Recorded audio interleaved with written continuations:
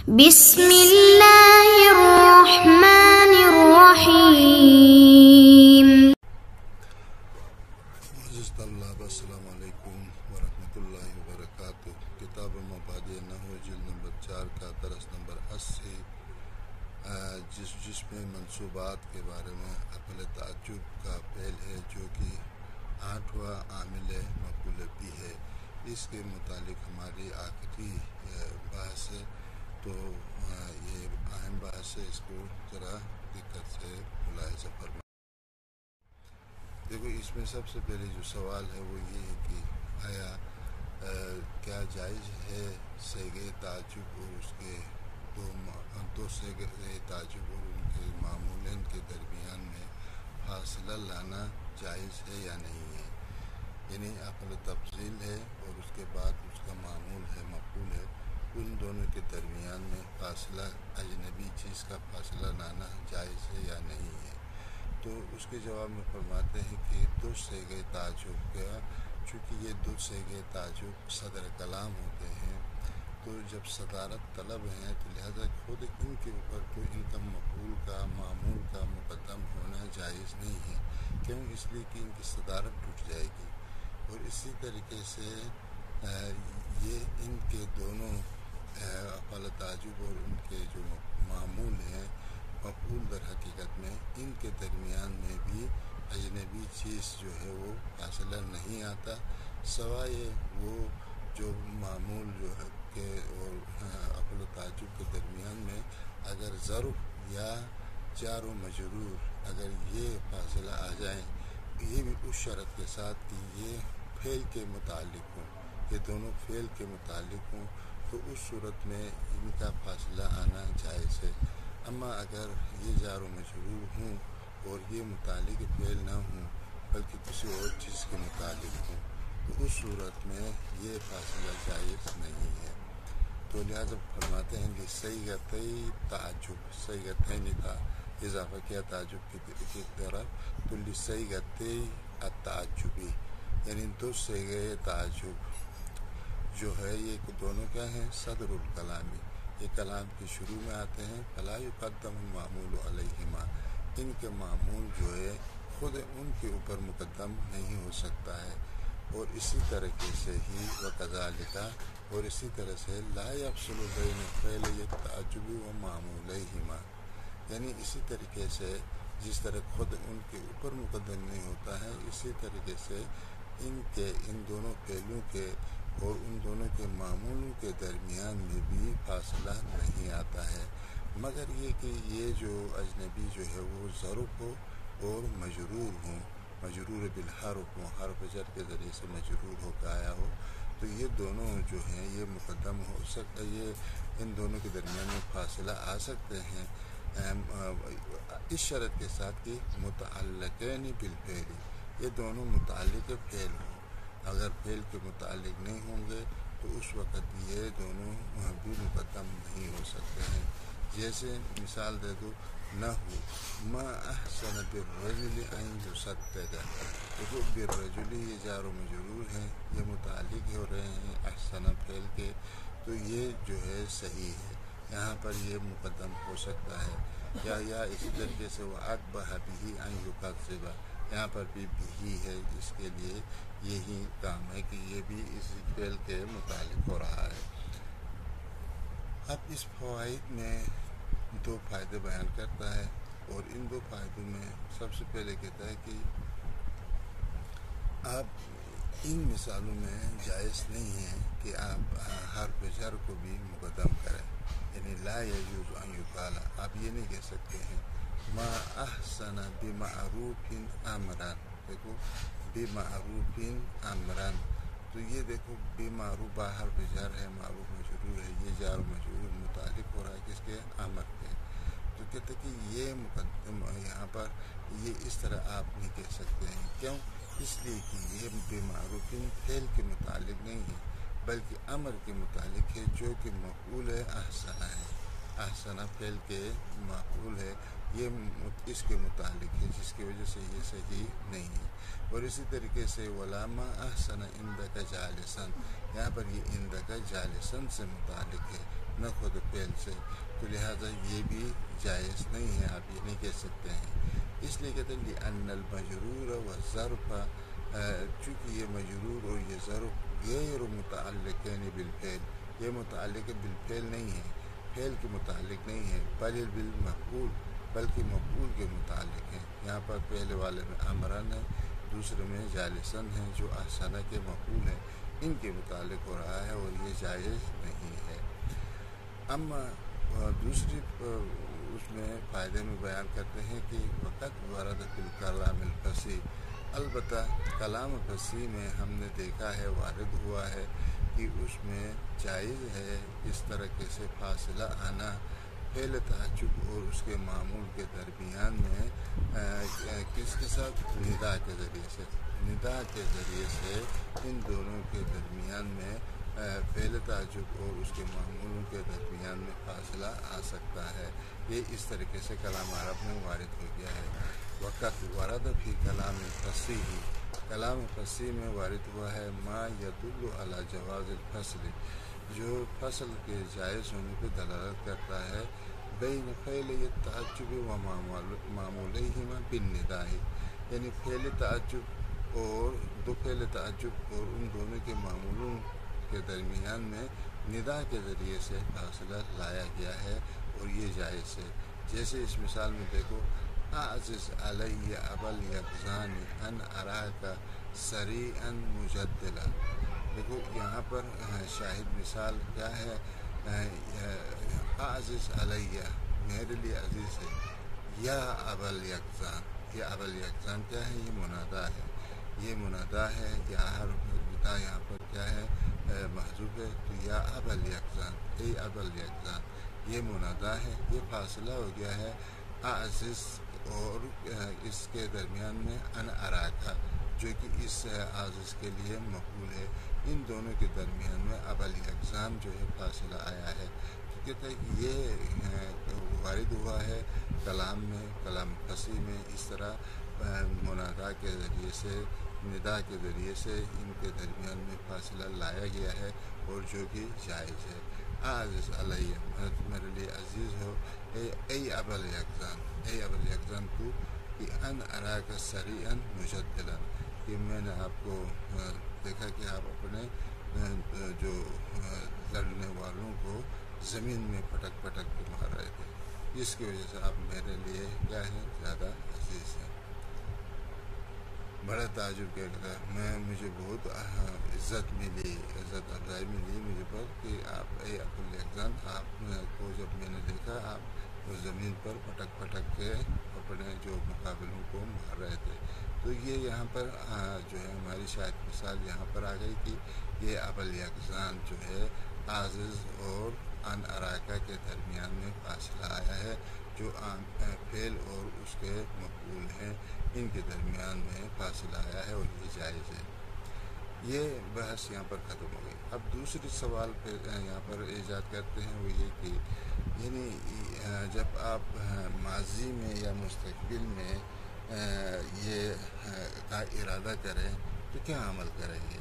یعنی جب آپ فعل تعجب سے ماضی کا ارادہ کریں یا آپ فعل تعجب سے مستقبل کا ارادہ کریں تو کیا عمل کریں گے کہ جس سے ماضی کا معنی سمجھ میں آ جائے یا جس سے مستقبل کا معنی سمجھ میں آ جائے؟ تو اس کے جواب میں فرماتے ہیں کہ جب آپ ارادہ کریں تعجب کا، تو یعنی تعجب کا ارادہ کریں ایک ایسے زمانے میں جو پہلے گزر گیا ہے، تو اس میں آپ کانے زائدہ جو کہ تامہ ہوتا ہے اس کو وہاں پر داخل کریں گے، ما اور افعل کے درمیان میں اس کو اضافہ کریں گے، تو اس وقت وہ ماضی کا مفہوم دے دے گا۔ یہ پہلے تعجب مفہوم تعجب زمان ماضی سے ہوگا۔ تو جیسے دیکھو اذا اردت تعجبا، جب آپ ارادہ کرتے ہیں تعجب کا، مما مضی، ایک واقعہ جو پہلے گزر گیا ہے، یعنی مما مضی سے تعجب کرنا چاہتے ہیں تو کیسے کریں گے؟ فادخل کان زائدہ بین ما و افعل، تو کہتے ہیں اس وقت آپ مائے تعجب جو مائے نکرہ ہے اس کے درمیان میں اور افعل کے درمیان میں ایک کانا کو زائد کریں گے، داخل کریں گے۔ تو نہ ہو جیسے اس مثال میں ما کان احسن الریاض، یعنی کتنا خوبصورت منظر تھا ریاض کا، ٹھیک ہے، کتنا ریاض کا خوبصورت منظر تھا۔ تو آپ ماضی کی بات کر رہے ہیں، تو ماضی جب بات کرتے ہیں تو ما اور احسنہ کے درمیان میں کانا بھی کیا کریں گے، ظاہر کریں گے۔ ما کانا احسنہ، دیکھو کانا اور احسنہ کے درمیان میں ایک پہلے ماضی تامہ جو ہے لے کر آئے، اور اسی کو آپ نے جو ہے ماضی کا معنی بیان کرنے کے لیے ما کان احسن الریاض، اسی طرح۔ اور اسی طریقے سے جب آپ تعجب کرنا چاہتے ہیں استقبال میں، آنے والے کسی زمانے میں آپ اس سے تعجب کا معنی دینا چاہتے ہیں، تو وہاں پر پھر آپ کیا کریں، یکونو کو لائیں، یعنی یکونو کو لائیں، لیکن وہ یکونو کہاں لائیں، افعلو کے پیچھے، افعل کے پیچھے، افعل کے پیچھے ایک یکونو کو لے آئیں، اور اس سے پہلے یعنی اور وہ پہلے مضارع جو یکونو تامہ ہے وہ ما کے پیچھے لے کے آ جائے، ایک ما کے پیچھے یکونو لے کر آ جائیں۔ تو کہتے ہیں وہ اذا اردت التعجب، جب آپ تعجب کا ارادہ کرتے ہیں فی المستقبل، استقبال میں، فی استقبال میں آنے والے کسی زمانے میں تعجب کا ارادہ کرتے ہیں، تو اخرت، آپ مؤخر کریں یکونو کو ان افعلا، افعلا سے اس کو مؤخر کریں، اور اس کو مسبوقتاً بما، اور پیچھے لائیں ایک ما کے ساتھ، یعنی ایک ما کے پیچھے، مائے مصدریہ کے پیچھے اس کانا یکونو کو لے آئیں، بما المصدریہ کی، مائے مصدریہ کے پیچھے آپ یکونو کو لے کے آ جائیں۔ نہ وہ جیسے اس مثال میں دیکھو ما احسنہ، ما احسنہ، احسنہ کے پیچھے آپ نے کیا لایا، ایک ما لایا، اور ما کے پیچھے یکونو لایا۔ دیکھو ما احسن ما یکونو، البتہ یہاں پر یہ پہلی والی ما مائے نکرہ ہے، اور یہ ما کیا ہے، مائے مصدریہ ہے، پہلی والی اسم ہے، دوسری والی حرف ہے۔ تو ما احسن ما یکونو لقاؤنا، تو یہ ہوگا اس طریقے سے، کتنا خوبصورت ہے، کیا عجیب ہوگا جب ہماری آپ سے ملاقات ہوئی۔ دیکھو یہاں پر ما یکون لقاؤنا، ہماری ملاقات، تو یہ ما احسنہ، ما نکریہ مبتدا ہے، احسنہ فعل ماضی ہے، اور اس کے اندر ضمیر ہے جو ما کی طرف لوٹے گی، اور یہ مائے مصدریہ ہے، اور یکونو فعل تامہ ہے، اور لقاؤنا اس کے لیے، لقاؤنا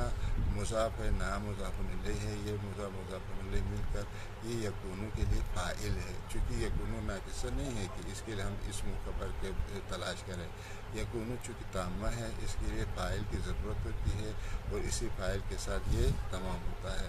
تو بس یہ ہو گیا ما احسن ما یکون لقاؤنا، تو در حقیقت میں یہ اس طرح ہو جائے گا کہ ما احسن کون لقائنا، اس طرح اس معنی میں ہو جائے گا۔ تو اب نیچے اس باکس کے اندر اس کی وضاحت کی گئی ہے، اب ترکیب کی گئی ہے اس کی۔ تو یہاں پر ما جو ہے، ما احسنہ میں یہ ما جو پہلی والی ما مبتدا نکرۃ تامۃ، یہ ما مبتدا ہے اور نکرہ تامہ ہے، وہ احسنہ فعل ماضی، اور یہ احسنہ فعل ماضی ہے، اور اس کا احسنہ کا فاعل کیا ہے، وہ فاعلہ مستتر فیہ وجوبا علی خلاف الاصل، خلاف اصل جو ہے اس احسنہ کے اندر ضمیر ہوا ہے، اس کا فاعل ہے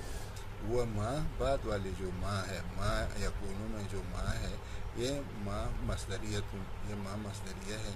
وہ یکونو تامۃ، اور یہ یکونو جو ہے یہ ناقصہ نہیں ہے بلکہ تامہ ہے، وہ ما و صلتھا، یہ ما اپنے صلہ یعنی یکونو کے ساتھ مل کر فی تعویل مصدر، اور یہ تعویل مصدر ہو گیا کون کے میں ہو کر، یہ مفعول بھی لاحسنہ، یہ مفعول بھی ہوگا احسنہ کے لیے،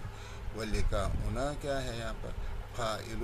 یکون، یہ لقاؤنا فاعل ہے، فاعل یکون، یکون کا فاعل ہے، اور وہ ضمیر نا، اور یہ نا والے ضمیر جو ہے یہ مضاف الیہ ہے، فی محل جر بالمضاف، چونکہ مضاف ہوا ہے نا کی طرف، جس کی وجہ سے یہ محلاً مجرور ہے، یہ محل مجرور میں ہے اور یہ فاعل ہے۔ وجملۃ احسن احسنہ، اور یہ احسنہ کا جو جملہ ہے یہ جملۃً فعلیۃً یہ جملے فعلیہ ہے، فی محل رفع، اور رفع کی جگہ میں ہے۔ یہ کیوں رفع کی جگہ میں ہے؟ خبر المبتدا، چونکہ مبتدا کی خبر ہے،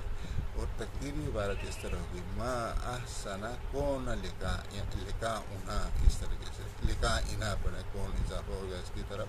ای کون لقاءنا ہوگا۔ وکس علی ذالک اعراب ما احسن ما کان لقاؤنا، اگر یہ ماضی کے معنی میں آئے تو اس وقت جو ہے کانا کو درمیان میں لانا ہوتا ہے، تو وہ بھی آپ اسی طرح سے ہی ترکیب کریں۔ تو لہٰذا کہتا ہے کہ وَيَجُوزُ ذَلِكَ فِي الْمَاضِي أَيْضًا، اور یہ ماضی میں بھی اسی طرح سے ہوگا، اسی طرح سے اس کی ترکیب کی جائے گی۔ نہ ہو جیسے اس مثال میں دیکھو ما احسن ما کان لقاؤنا، یہاں پر ما احسن، یہ ما مائے نکرہ ہے، تامہ ہے، اور یہ ما مبتدا ہے، احسن فعل ماضی ہے، اور اس کے اندر ہوا ضمیر ہے، غیر اصل طریقے سے اس کے اندر مستتر ہے، اور ما یہاں پر مائے مصدریہ ہے، کانا فعل ماضی ہے، اس کو تاویل مصدر کر دیا، لقاؤنا جو ہے یہ کانا کے لیے فاعل ہے۔ تو یہ اگر اس کو آپ تاویل مصدر کریں گے تو کیا ہوگا؟ یہ ہوگا ما احسن کون لقاءنا، اس طرح کون لقاءنا اس وزن پر آ جائے گا، اور یہ ماضی کے معنی میں ہوگا یہاں پر۔ اس فائدے کے اندر بیان کرتے ہیں کہ غیر ان کانا ہونا تکون تامۃً رافعۃً ما بعدها علی الفاعلیۃ، سوائے اس کے کہ یہاں پر یہ کانا جو ہے یہ تکون تامۃً رافعۃً، یہ تامہ ہے اور رفع دینے والے ہے اپنے ما بعد کو۔ کس بنا پر رفع دے گی؟ علی الفاعلیۃ، فاعل ہونے کی بنا پر اس کو رفع دے گی، نہ اسم ہونے کی بنا پر بلکہ فاعل ہونے کی بنا پر۔ وَكَذَا حُكْمُ يَكُونُ الْمَسْبُوقُ بِمَا الْمَصْدَرِيَّةِ، اور یہی حکم یکون میں بھی ہے کہ وہ یکون بھی کیا ہے؟ یکون تامہ ہے، اور ماء مصدریہ سے پیچھے آیا ہے۔ وَلَا يَجُوزُ أَن تَقُولَ، بس آپ کے لیے یہ جائز نہیں ہے آپ یہ کہیں کہ ما یکون احسن ریاض، اس طرح سے آپ کے لیے جائز نہیں ہے، یعنی مائع مصدریہ اور احسنہ کے درمیان میں یکون لے کے آ جائے، یہ جائز نہیں ہے، بلکہ یہاں پر کانا آ سکتا ہے، یکون یہاں نہیں آئے گا۔ یکون ہمیشہ احسنہ کے بعد جو ہے یہ ایک مائع مصدریہ کے پیچھے آ جائے گا، یہ یکون یہاں پر مائع مصدریہ کے پیچھے بھی نہیں آیا، یہ ماء جو ہے یہ مائع نکریہ ہے اور یہ احسنہ ہے، ان کے درمیان میں یکون آیا، اور یہ اس طریقے سے آپ قرأت نہیں کر سکتے ہیں، یہ جائز نہیں ہے۔ تو اسی کے ساتھ آج کا درس ہمارے یہاں پر اختتام پذیر ہو گیا۔ والسلام علیکم ورحمۃ اللہ وبرکاتہ۔